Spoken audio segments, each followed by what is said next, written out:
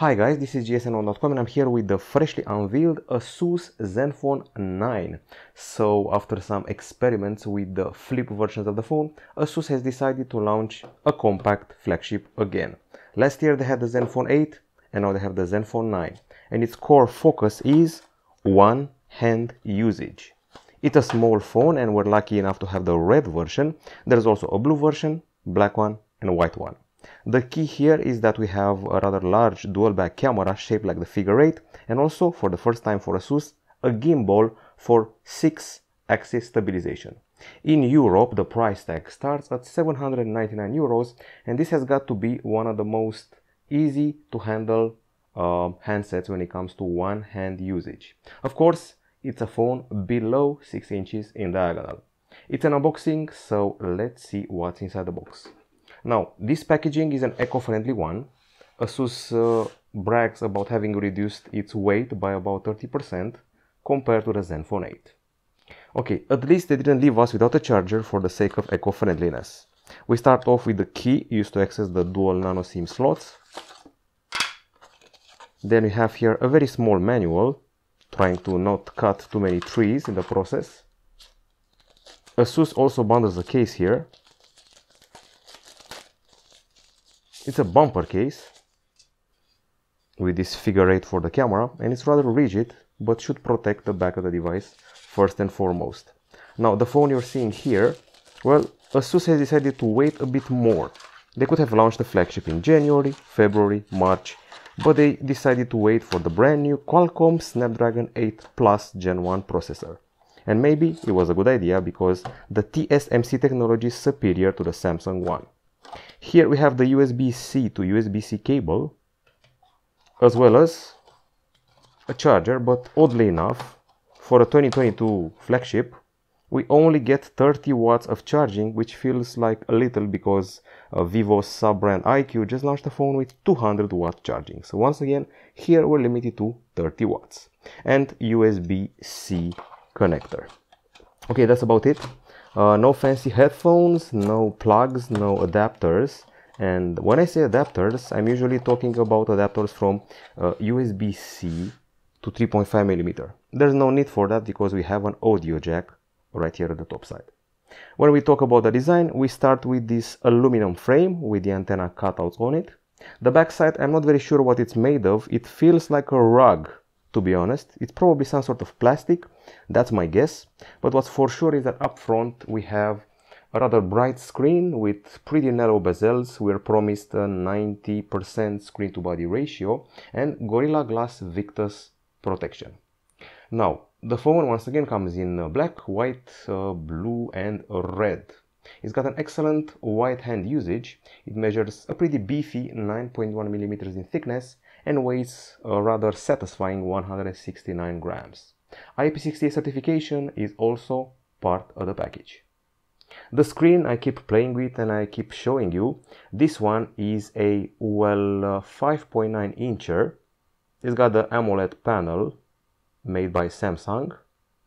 It offers a Full HD resolution and also a 120Hz refresh rate. Keep in mind the narrow bezels and the promise of a 90% screen to body ratio. We also have a 1 millisecond response time. ASUS keeps bringing the gaming technologies from the ROG Phone series down or maybe up to the ZenFone flagships. We also have a promise of 1100 nits of brightness, and then we go inside where we find the Snapdragon 8 Plus Gen 1 processor, which is supposed to be 10% higher in performance compared to the Snapdragon 8 Gen 1. In this current case, we're lucky enough to have the highest RAM version available, 16GB of LPDDR5 RAM. There's also a version with 8, and we're also getting 256GB of storage, UFS 3.1. The battery had to be sacrificed a bit for the sake of such a small phone, 4300 mAh. ASUS has accustomed us to 5000 or 600 mAh. 30 watt charging too. Now, we have stereo speakers here, and since I don't see any holes here, I'm guessing the earpiece collaborates with the bottom speaker next to the USB-C port, microphone and the SIM tray, which goes all the way into the corner. A pretty risky approach. Inserting a pin into a corner is something a bit odd.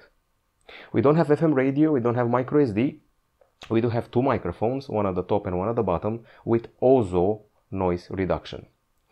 Okay, so let's see what else. This phone proposes 5G connectivity, of course, Wi-Fi 6E, GPS, Galileo, GLONASS, Beidou and QZSS, Navic, and also Bluetooth 5.2. We must not neglect the support for NFC, and the USB-C port at the bottom is, from what I understood, USB-C 2.0, although I want to be wrong and I want to see 3.1. There's a side-placed fingerprint scanner here, but it's an interesting one because it also knows gestures. It's a smart key and you can do multiple things with it, including this quick access thing. Swiping on it will let you check the notifications. So I just did that.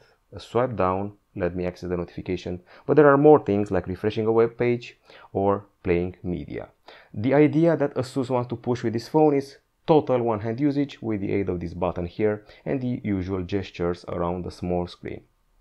Now, I think it's time to discuss the cameras, and I think we can start off with the one which is cut here in the screen, the front camera. It's a 12 megapixel shooter, Sony sensor. The good news is that we have autofocus. That's always a good news, and it also comes with 4K video capture for the wannabe vloggers. At the back side there are two impressively huge cameras.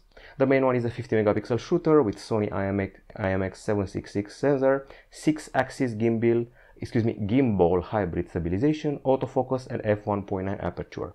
Then we have the 12 megapixel ultra-wide camera with 113 degrees capture, f2.2 aperture and 4 cm macro on account of its dual phase detection autofocus.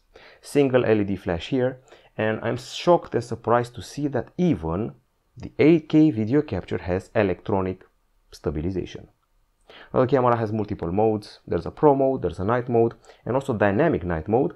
We have light trails with a few filters to play with, panorama, portrait, photos, videos, and you can see here the resolution, jump into 8K, HD, Full HD or 4K.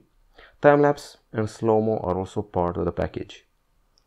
Okay, so that's pretty much it, but there's more to discover here. I should mention that you can shoot HDR video and the Pro mode is more complex than meets the eye. The interface you're seeing right here, it's called Zen UI 9. It's applied on top of Android 12, of course, and it includes a few extras. For example, we have the whole audio wizard thing, provided that we can actually find it in the settings. Let's see here. Audio wizard is here and it lets you customize the acoustic experience. Now, I think that there are a few companies which are leading in this domain of the equalizer. Samsung, Sony and ASUS are the ones with the most options to customize your audio experience. We have here Dirac acoustics, scenarios, these 10 channels, extra treble and bass to customize, plus I'm guessing there will be more options once you connect a pair of headphones. And when you fire up a game, you see some reminiscence from the ROG series. Now, as the game has started, you pull from here and you activate the game Genie, which is borrowed straight from the ROG phone and brought onto a small phone, with extra options here to play with. There are macros, there are speed ups, record, lock touch, crosshair to help you with the shooters, real-time info, and so much more. Okay, that's it about the gaming side of things. I'm actually very happy with the one-hand usage of the phone, and I'll have to discover more about the smart key from the side, the power button, which includes the fingerprint scanner. I'm also using right now the face unlock, as you just saw with that green symbol, so there's that. My first impression about the ASUS ZenFone 9, one of the most compact and easy to handle phones of the year 2022, and a lot of promise from the gimbal. I'm saying that having tested the Vivo X80 Pro and its, well, gimbal. It will be a battle of the gimbals this summer and will be nice to see. The compact side of things and the easy grip and wield are warranties here, and the price is, I would say, decent. The starting one, 799 euros. We'll have to test the performance and especially the battery and come back with a review. That's it from gsn.com. Goodbye.